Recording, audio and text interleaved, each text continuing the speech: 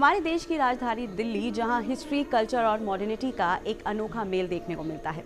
ये शहर उन लोगों के लिए भी खास है जो कि साइंस एंड टेक्नोलॉजी में रुचि रखते हैं।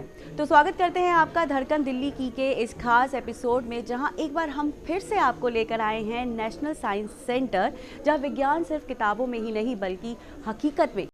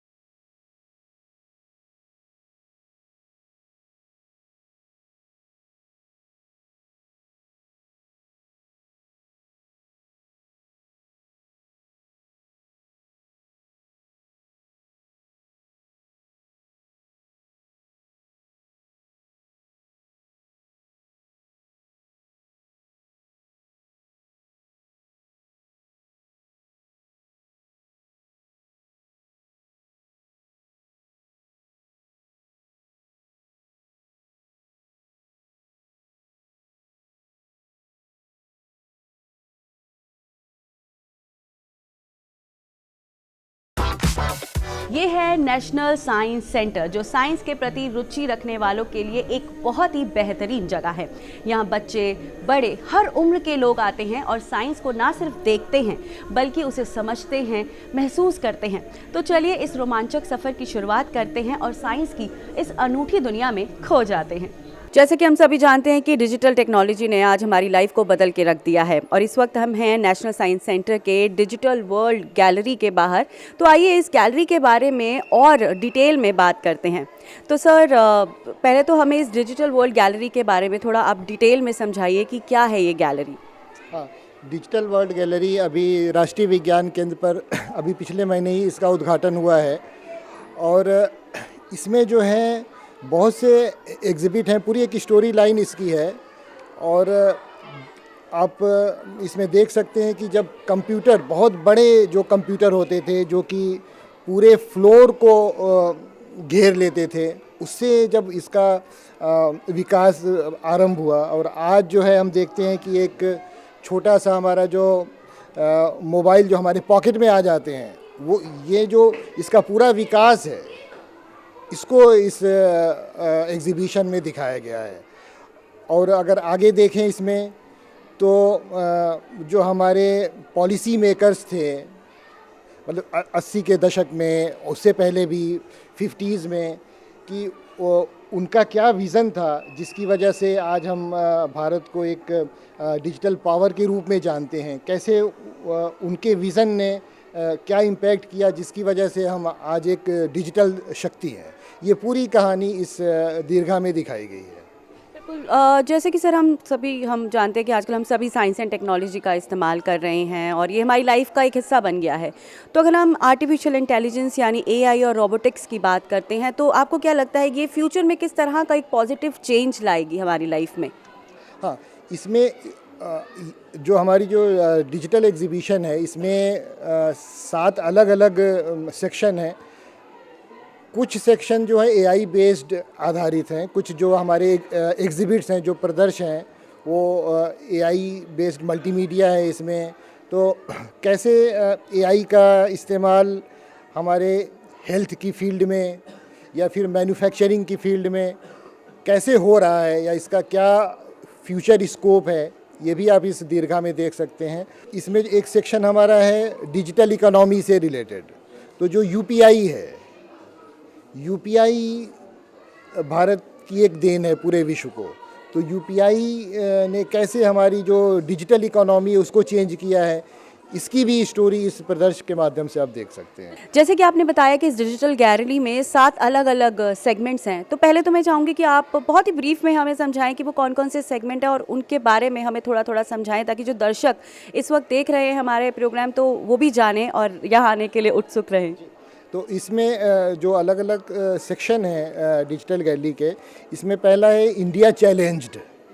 इंडिया चैलेंज्ड में जब यूएसए ने भारत को सुपर कंप्यूटर देने से मना कर दिया, तो कैसे इंडिजिनस टेक्नोलॉजी के माध्यम से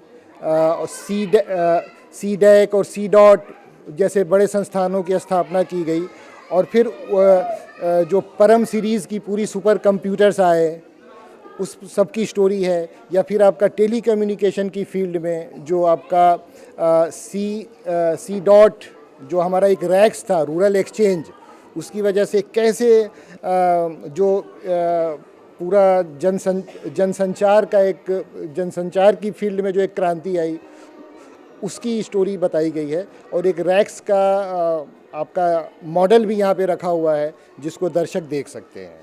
तो वैसे तो हम जानते हैं कि जो हमारे साइंटिस्ट हैं, जो वैज्ञानिक हैं, वो डेली कुछ ना कुछ रिसर्च कर रहे हैं और हमारी जो डिजिटल इंडिया को बनाने में जो है पूरा अपना काम कर रहे हैं। तो आपसे ये जानना चाहेंगे कि किस तरह की जो खोज, जो वैज्ञानिक हमारे काम कर रहे हैं, जिससे हमारा जो इंडिया है वो डिजिटली और ज़्यादा स्ट्रॉन्ग बन सके। जी, ये दीर्घा इस बात पे फोकस करती है कि जो 50s और 60s के दशक में जो हमारे दूरदर्शी वैज्ञानिक थे, उनकी जो सोच थी, उनका जो प्लानिंग थी, वो कैसे इम्प्लीमेंट हुई, और फिर उसके बाद सी डॉट, सी डैक और फिर इसरो जैसे संस्थान बने। आप यहाँ पे 2 वैज्ञानिक हैं, पीसी महालनोबिस और होमी भाभा, उन दोनों के बीच का वार्तालाप देख सकते हैं कि वो आपस में क्या वार्तालाप कर रहे हैं, और कैसे एक डिजिटल भारत और जो आत्मनिर्भर भारत है उसको बनाने की बात कर रहे हैं। ये सब आप दीर्घा में देख सकते हैं। तो बिल्कुल सही कहा आपने। आज विज्ञान और टेक्नोलॉजी के क्षेत्र में हमारा देश लगातार तरक्की कर रहा है। तो इस डिजिटल गैलरी के बारे में आज हमारे साथ जानकारी साझा करने के लिए आपका बहुत बहुत धन्यवाद।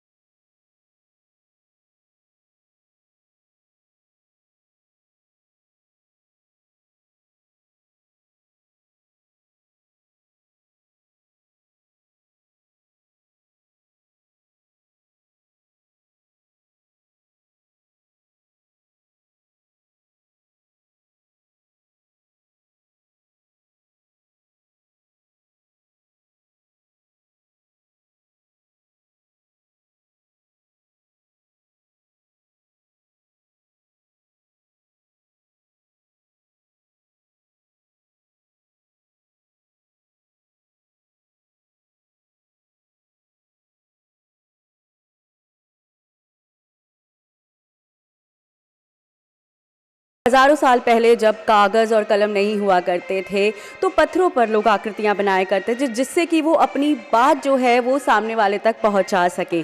उसके बाद ताम पत्रों का इस्तेमाल शुरू हुआ और धीरे धीरे जैसे जैसे रेवोल्यूशन हुआ वैसे वैसे कागज़ आए, कलम आए, टीवी, रेडियो और अब इंटरनेट। इसी को तो कहते हैं इंफॉर्मेशन रेवोल्यूशन। जी हाँ, नेशनल साइंस सेंटर के डिजिटल गैलरी को देखने के बाद अब हम पहुँचे हैं इंफॉर्मेशन रेवोल्यूशन गैलरी में। और इंफॉर्मेशन रेवोल्यूशन गैलरी के बारे में और हमें डिटेल में जानकारी देने के लिए हमारे साथ है कैलाश चंद्र जी, जो कि एक एजुकेशन ऑफिसर हैं। Hello sir. तो सबसे पहले तो हम ये जानना चाहेंगे कि जब 1947 के बाद हमें आज़ादी मिली है तो उस वक्त से लेकर आज आप किस तरह का बदलाव देखते हैं?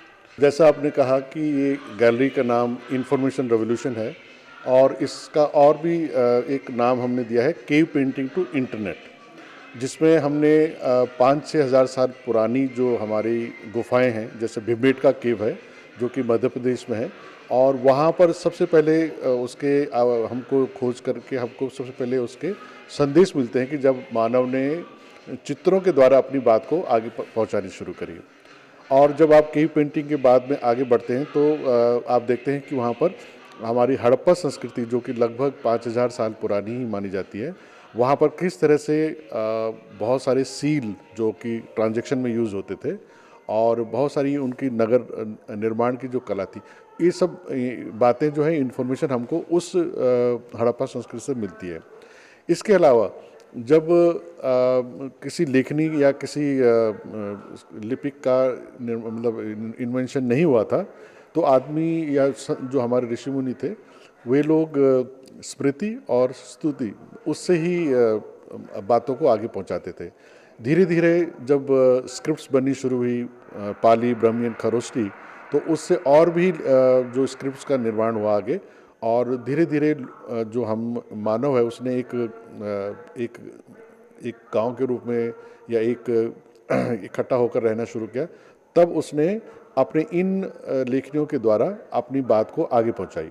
और उसके बाद में आप देखेंगे कि ताम्रपत्र का निर्माण मानव करता है, वो अपनी बात को उसमें रिकॉर्ड कर लेता है और धीरे धीरे इवोल्यूशन आता गया। हमारे जो डांस होते हैं, हमारी जो गायकी होती है, हमारे जो सॉन्ग्स होते हैं, इन सब को भी धीरे धीरे हमने रिकॉर्ड करना शुरू कर दिया। और आज देखते हैं आप कि हमने उस केव पेंटिंग से लेकर आज तक के जो हमारा जो समय है, खासकर 1947 तक, इसको हमने इस पूरी यात्रा को इसमें हमने लिया है। इसमें तो इन्फॉर्मेशन के क्षेत्र में जो इस तरह का हम रेवोल्यूशन देख रहे हैं इस वक्त, आपको क्या लगता है कि कौन कौन से क्षेत्रों में, अगर हम बात करते हैं हमारी लाइफ के कौन कौन से एस्पेक्ट की हम बात करें जिसमें बहुत ज़्यादा चेंज आया है?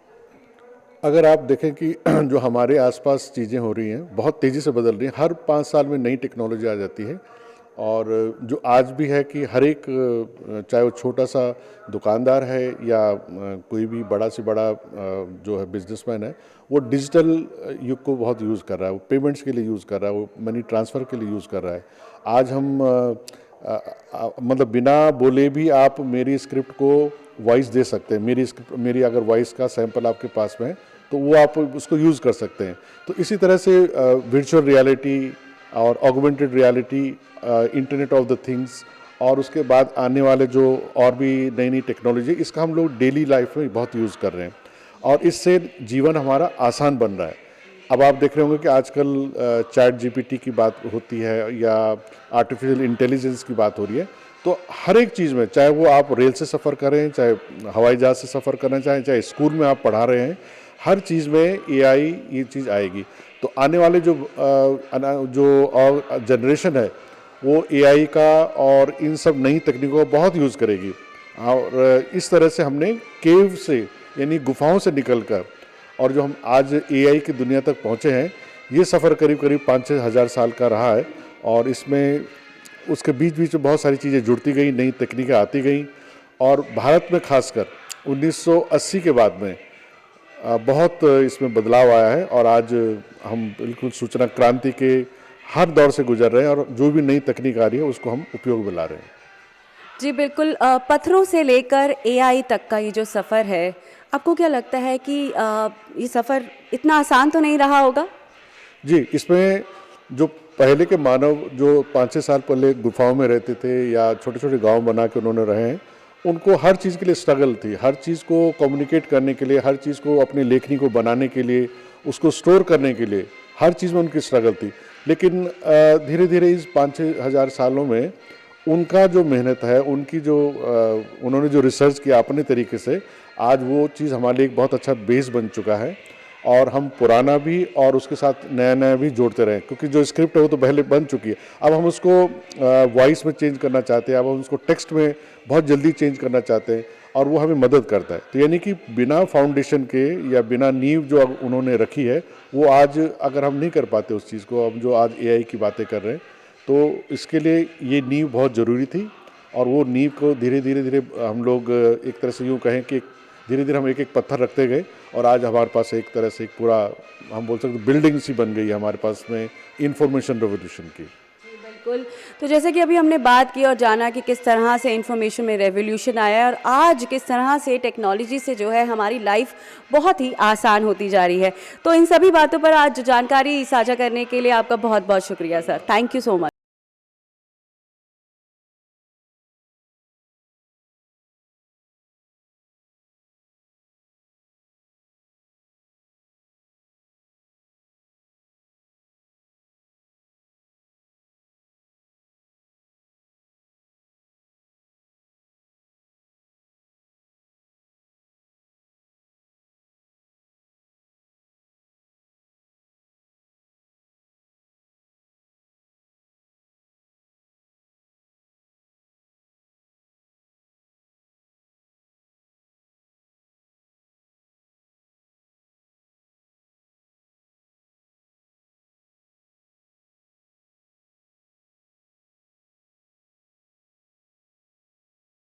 पहुंचे हैं नेशनल साइंस सेंटर की ब्लैक डायमंड कोल गैलरी में। तो आइए इस गैलरी के बारे में और ज़्यादा जानते हैं और हमारे साथ जानकारी साझा करने के लिए इस वक्त हैं भारती जी।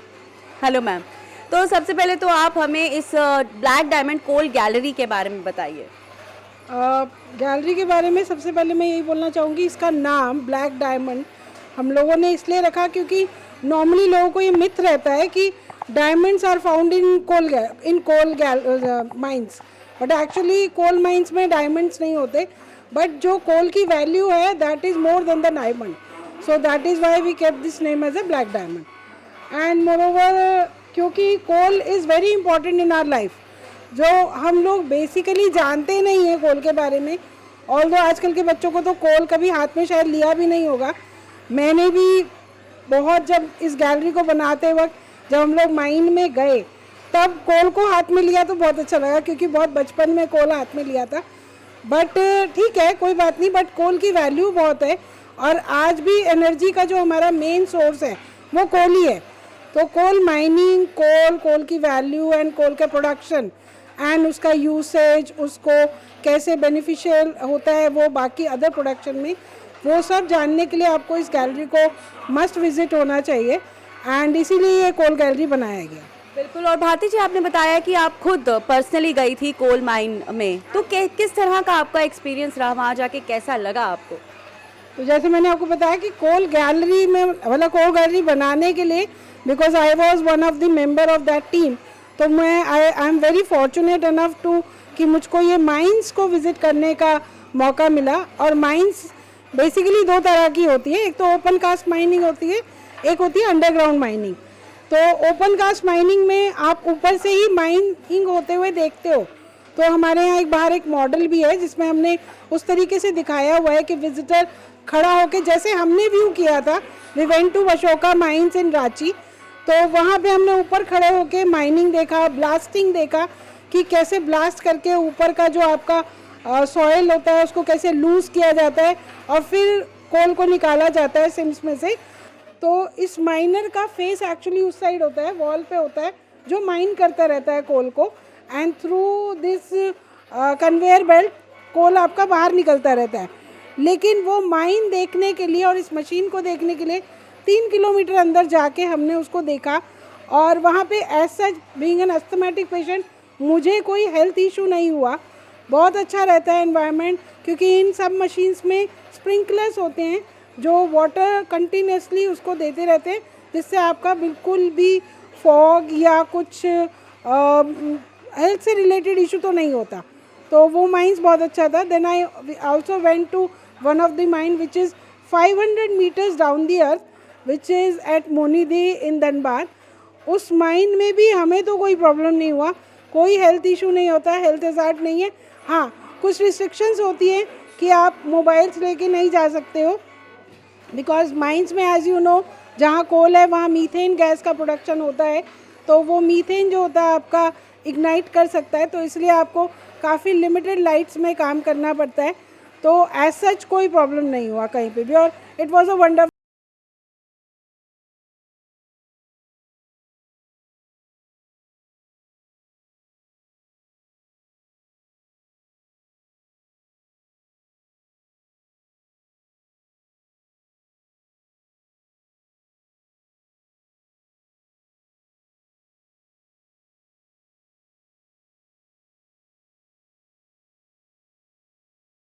साइंस म्यूज़ियम घूमने आई हूँ। यहाँ पे मैंने रिसेप्शन पे सबसे पहले वाटर गैलरी विज़िट किया, उसके बाद ह्यूमन बायोलॉजी में मैंने बहुत सारे बायो रिलेटेड चीज़ें देखी जो कि बहुत इन्फॉर्मेटिव था। उसके बाद मैं हेरिटेज गैलरी में गई, वहाँ पे हड़प्पा सिविलाइजेशंस के बारे में देखा। उसके बाद मैंने फ़न साइंस गैलरी विज़िट किया जहाँ पे बहुत सारी फ़न एक्टिविटीज़ थी।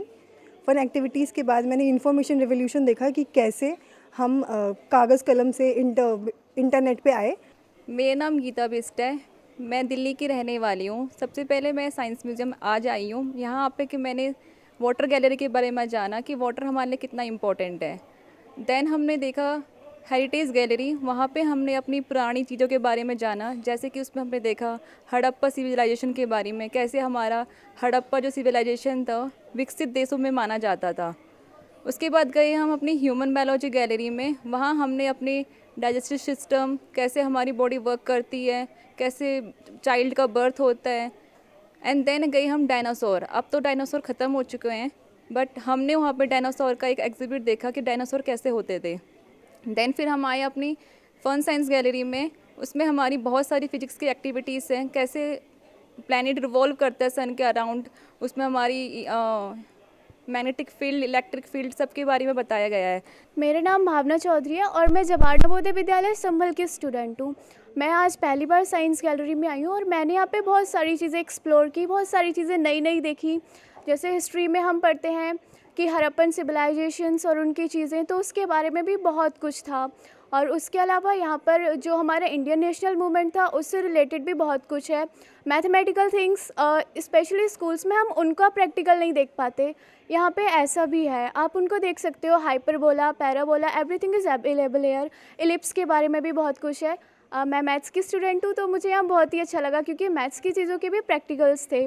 उसके अलावा बायोलॉजी और chemistry, coal and mining, everything was so much interesting. Thank you. National science centre की ये यात्रा बहुत ही इन्फॉर्मेटिव और एडवेंचरस रही। साइंस सिर्फ किताबों में ही नहीं बल्कि हमारे चारों ओर मौजूद है। तो जब भी आप दिल्ली आएँ या फिर अगर आप दिल्ली वासी हैं तो इस सेंटर में आकर साइंस को एक नए अंदाज में ज़रूर देखें।